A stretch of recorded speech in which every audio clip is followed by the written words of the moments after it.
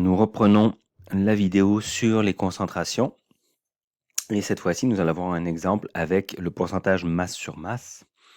Donc on se rappelle qu'un pourcentage masse sur masse, ça nous impose que le soluté sera exprimé en grammes et que le mélange total sera sur 100 grammes. Donc on aura 100 grammes de mélange et ce qu'on veut savoir en pourcentage masse sur masse, c'est quelle est la proportion du soluté en masse par rapport à 100 grammes de mélange. Donc, classiquement, c'est dans un médicament, quelle est la masse de substance active qu'il y a dans une capsule de médicament, par exemple.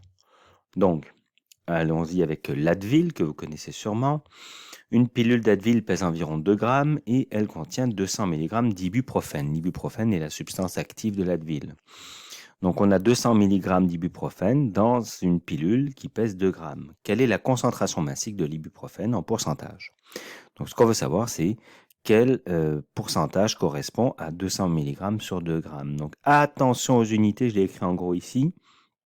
Attention, il faut parler en milligrammes ici, si on veut avoir un pourcentage, ou en grammes, mais en tout cas, on ne peut pas avoir deux unités différentes. Donc, on peut y aller avec les grammes si on veut, et on se rappellera que 200 mg, c'est 0,2 g. Donc, en fait, ce qu'on veut trouver, c'est quelle est la proportion de l'ibuprofène sur la quantité totale de la petite pilule. Et si on a les bonnes unités, on se retrouve avec 0,2 g d'ibuprofène sur 2 g de pilule, ce qui nous donne donc sur 100 g, je vous rappelle qu'un pourcentage, c'est une masse sur 100 g de masse, donc une masse des grammes sur 100 g. On fait un produit croisé, on sait qu'il y a 0,2 g d'ibuprofène dans 2 g de pilule, ça fait combien sur 100? Le calcul nous amène à 10%. Donc on a un pourcentage de 10 grammes sur 100 grammes, 10% masse sur masse. Alors un exemple, quelle est la concentration en pourcentage masse sur masse lorsqu'on a 400 mg d'agent actif dans 200 grammes de médicaments? Donc, comment on va présenter ça en exercice? Bon, on a deux données, c'est le 400 mg et le 200 grammes. On réfléchit bien que l'agent actif, donc la substance active, elle est exprimée en milligrammes, mais ça ne nous arrange pas. Il nous faut deux fois la même unité, donc on va aller se mettre en grammes. 0,4 g donc d'agent actif dans 200 grammes de médicaments. 0,4 g d'agent actif dans 200 grammes de médicaments, ça fait combien de grammes sur 100 grammes de médicaments? Parce que c'est ça le pourcentage masse sur masse. On veut savoir quelle est la masse de substance active sur 100 grammes, encore une fois, pour 100, donc 100 grammes de médicaments. Donc voilà le produit croisé. X, c'est ce qu'on cherche. On sait qu'il y a 0,4 g de substance active dans 200 grammes de médicaments. Ça fait combien de grammes sur 100 grammes?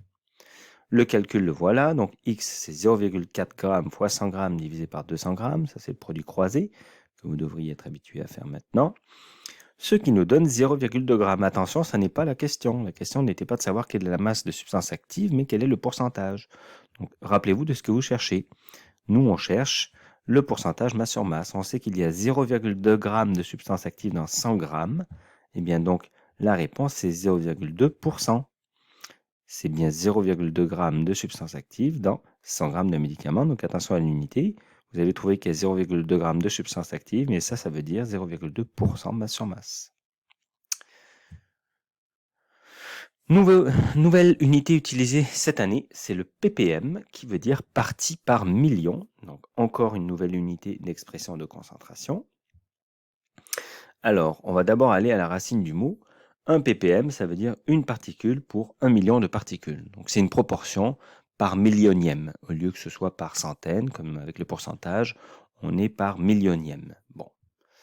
Alors, sachant ça, on peut dire par exemple que 1 ppm veut dire qu'il y a 1 gramme de soluté sur 1 million de grammes de solution.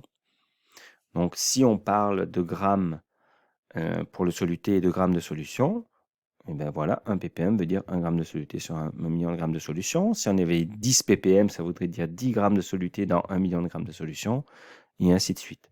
Donc c'est un rapport de 1 million, de 1 millionième, partie par million, ppm. Autre exemple, 1 ppm, ça peut vouloir dire 1 mg de soluté sur 1 million de milligrammes de solution. Et vous voyez, j'ai mis en bleu que ce que je fais changer, mais en réalité, Le reste, c'est toujours la même histoire. C'est 1 ppm, ça veut dire 1 quelque chose sur 1 million de ce même quelque chose. Le premier correspondant aux solutés, le deuxième au mélange, donc à la solution totale. Donc 1 ppm, ça peut aussi vouloir dire 1 mg de soluté sur 1 million de milligrammes de solution. Et on peut y aller avec les volumes, ça marche pareil. 1 ppm, ça peut vouloir dire 1 millilitre de soluté pour 1 million de millilitres de solution. Donc voilà ce que veut dire un ppm. C'est un rapport sur 1 million. On utilise cette unité quand on a des concentrations très faibles. Car les concentrations en pourcentage, c'est des proportions sur 100. Donc, si on a quand même une bonne quantité de soluté par rapport à la solution, par exemple, si on a 20 grammes de soluté dans 100 grammes de solution ou de mélange, bon, ben là, le pourcentage est bien, ça fait 20%, c'est bien.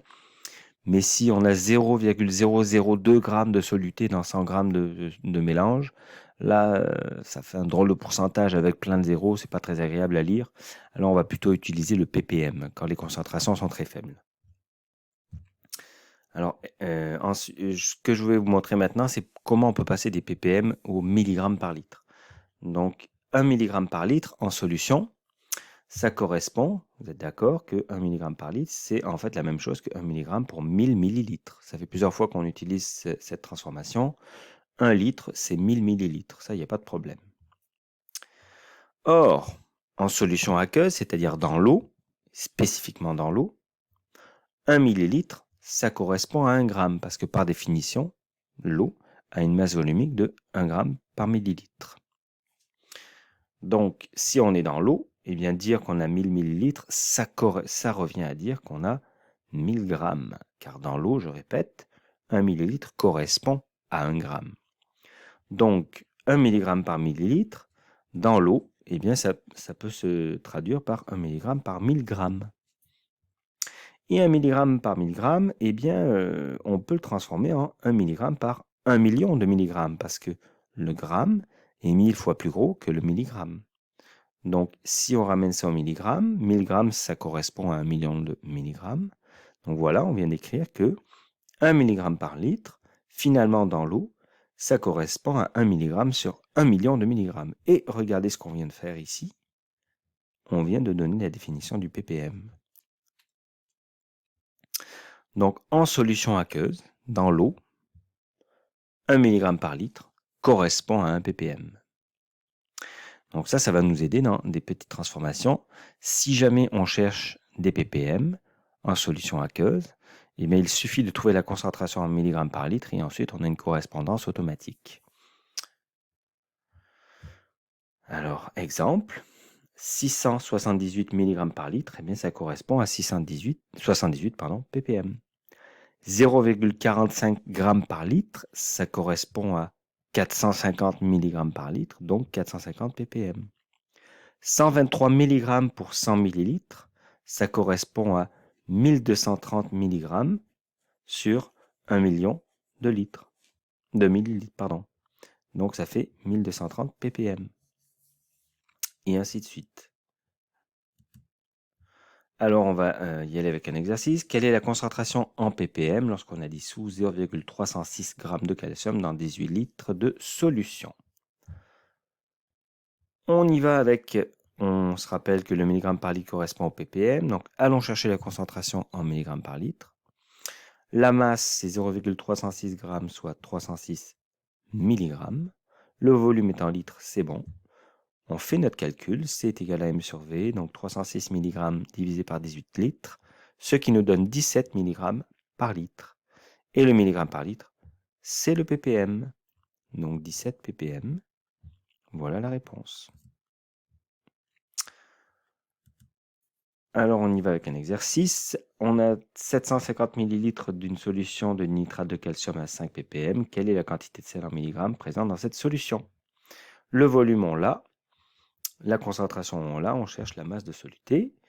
C'est égal à 5 ppm, soit 5 mg par litre. Le volume est égal à 750 ml. Il faut qu'on l'amène au litre. Regardez ici, on a des lignes, donc 0,75 litres. La masse, c'est la concentration fois le volume. Donc la masse, c'est la concentration 5 mg par litre fois le volume 0,75 litres. Ça nous donne 3,75 mg. Donc en ayant l'équivalence ppm, mg par litre, on va pouvoir passer des ppm aux concentrations, et ainsi de suite. Voilà des exercices pour s'entraîner, et voilà la fin de ce gros cours finalement sur les concentrations.